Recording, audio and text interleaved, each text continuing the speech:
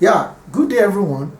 So today we are looking at mathematics, and the topic we are considering is logical reasoning.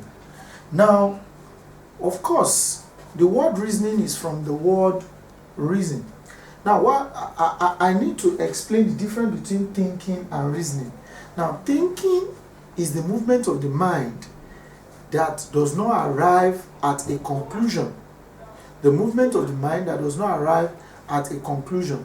And while reasoning is the movement of the mind that arrives at a conclusion.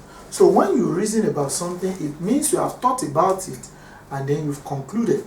But when you think, you are not, you have not concluded on that particular stuff. So in reasoning that we're going to be doing, we are going to be making some statements, and then based on those statements, we are going to be making some judgments or conclusions. Okay, now having said that, we have two types of reasoning. We have two types of reasoning. We have one, we have inductive reasoning, and then two, we have deductive reasoning. So those are the two types of reasoning that we have. Now, if you are looking at inductive reasoning, it's just like saying you are concluding a statement or an argument, and then you are looking at it from general to particular. You are looking at it from general to particular. That is, let's take for example, if you say all lawyers are liars, then Olu is a lawyer. Look at those two statements. What can you conclude from that? All lawyers are liars. Olu is a lawyer. Now if I say therefore Olu is what? Now you see that because you said all lawyers are liars, look at that. That's inductive reasoning. So I say all lawyers are liars. Olu is a lawyer. Therefore, Olu is a liar. That's the conclusion. So here now, you are assuming that since all lawyers are liars, you are starting from general, everybody, and then you narrow it down to an individual. So when you take a general situation to describe a particular situation, you call that inductive reasoning. That's what we mean. So all lawyers are liars. Olu is a lawyer. Therefore, Olu is a liar. But look at the situation of deductive reasoning, where you have to use a particular situation and then you generalize. So, for example, if I say Olu is a lawyer, Olu is also a liar, and I say therefore all lawyers are liars. Now what I have done here is that I have used Olu's case and then I use it to make a general conclusion.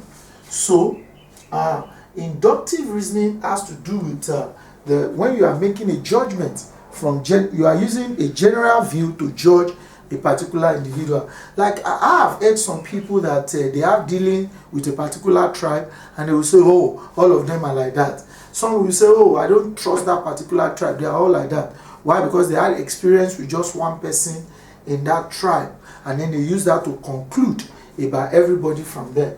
So now what I need to explain here is that now this Olu is a liar is your conclusion. And these two other statements, you call them the premise or premises. That is the reason for your conclusion. So because that and then everything together is what we call an argument. Argument means a kind of statement or set of statements that have at least two premises and a conclusion. So it means you are not making an argument if you just make conclusion without a premise. A premise means the reason, the basis why you have made that conclusion. And so it is important that if you are making a conclusion, you must have reason or reasons for that conclusion. So in logical reasoning, you have to know what we call premise, you have to know what we call inference. The premise, of course, are the basis why you are making a conclusion, and the inference is the conclusion you have made. And everything combined together, you call it an argument. Okay, having said that, the next thing we are going to look at is proposition. Proposition. Now, proposition is a statement that can either be true or false. Proposition is just a statement that statement can either be true and it can also be false. So, very similar to what we call hypothesis. So, proposition is a statement that can either be true or false. For example, if I say the president of Nigeria is brilliant. Look at that statement. The president of Nigeria is brilliant. That's a statement. That's a proposition. That can either be true or false. Now, note, proposition is not a question. Proposition is not a question. If I say, is the president of Nigeria brilliant? You know, I can respond yes or no to that. That does not make it a proposition. As long as it's a question, it's not a proposition. Now, proposition is not a request. Proposition is not a request. For example, you know, there are some requests I can make. I say, can I have your pen? And then you can respond by saying, why not? Or you can respond by saying no or yes. Now, it's also looking like a true or false statement, but it is not a proposition as long as it is a request. And then proposition is not a command. It's not a command. So if I say, can you shut up and look at me? You know, the person can respond by saying, yes, sir. Or the person can say, no, sir.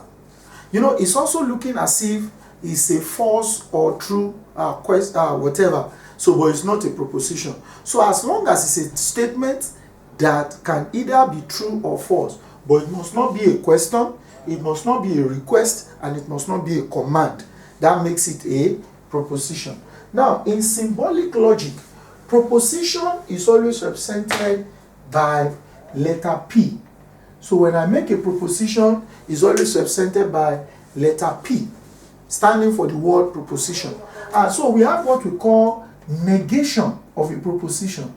Negation of a proposition.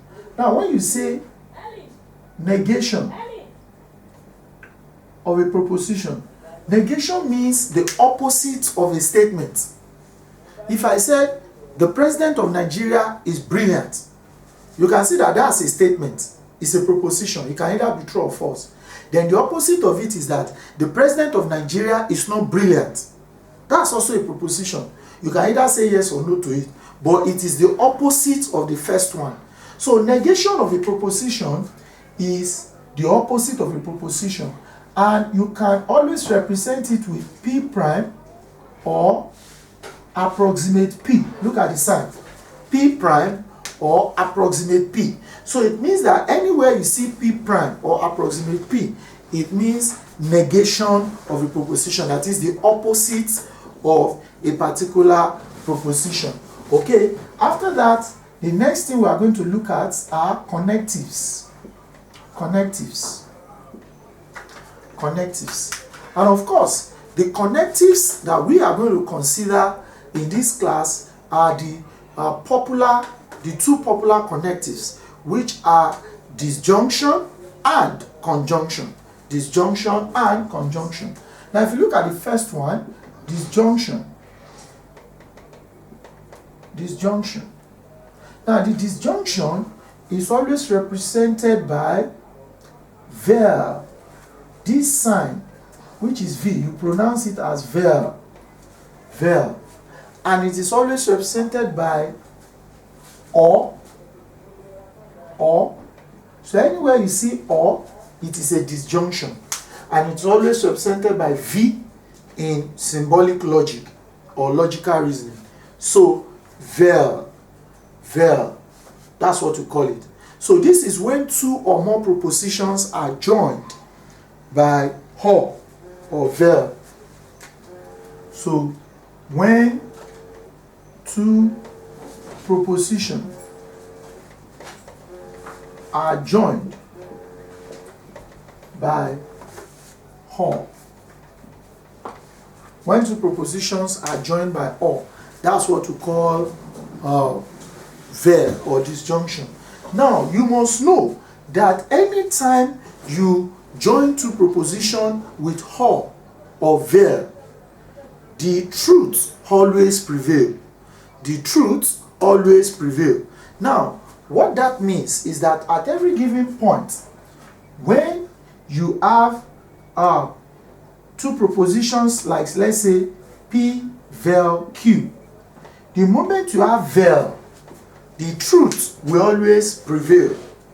That is when true and false are fighting. That is when a true statement come in contact with a false statement, the true statement will always prevail anytime it is vel. Anytime it is vel. And then you must note that. So I can write that truth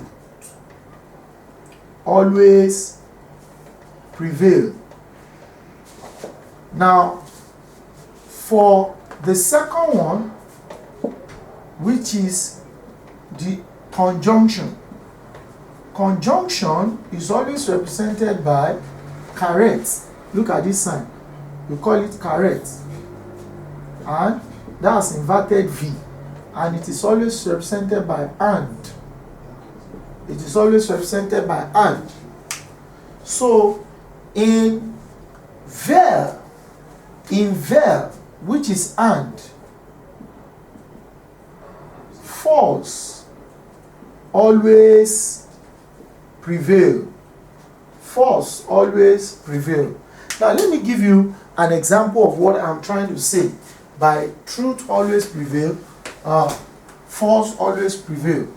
Now look at, if I have this situation, I have P and I have Q, and I have true, true, false, false, and I have true, false, true, false, and then I have P vel Q. Look at this. Now, because what I have here is vel sign, in vel, anytime you have true and false come fighting or coming together, the truth always prevails. So if you look at this, T and T, true will prevail. T and F, truth will prevail. F and T, truth will prevail. F and F will still be F. You see that? Now, to always know the one that will prevail, it depends on, are you using disjunction or conjunction?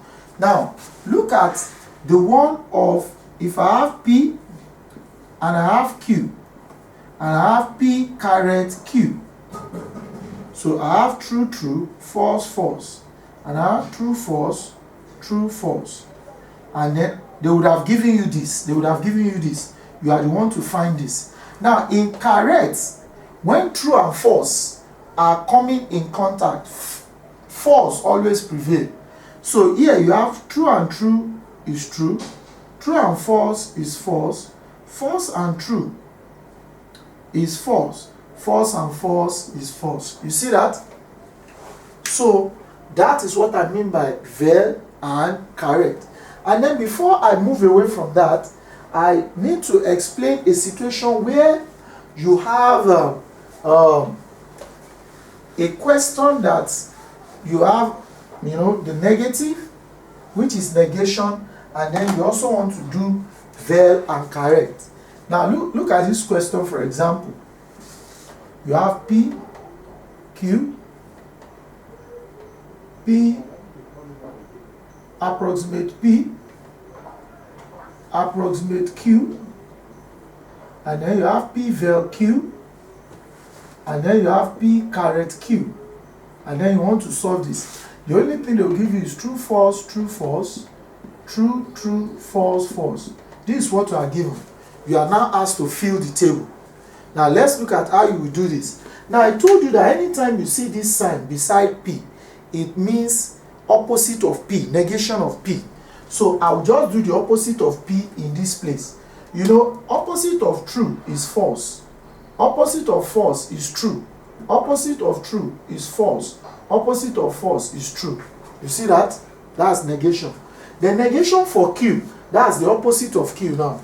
Opposite of true is false. Opposite of true is false. Opposite of false is true. Opposite of false is true. You see that?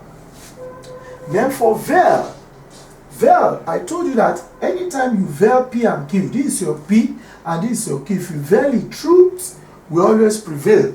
So if I have true and true, that will be true. False and true, that will be true. True and false, that will be true. False and false, that will be false. Then P caret Q, it means that false will always prevail. I said that the other time. So true and true is true. False and true is false. True and false is false. False and false is false. So you see that? So that is that about that.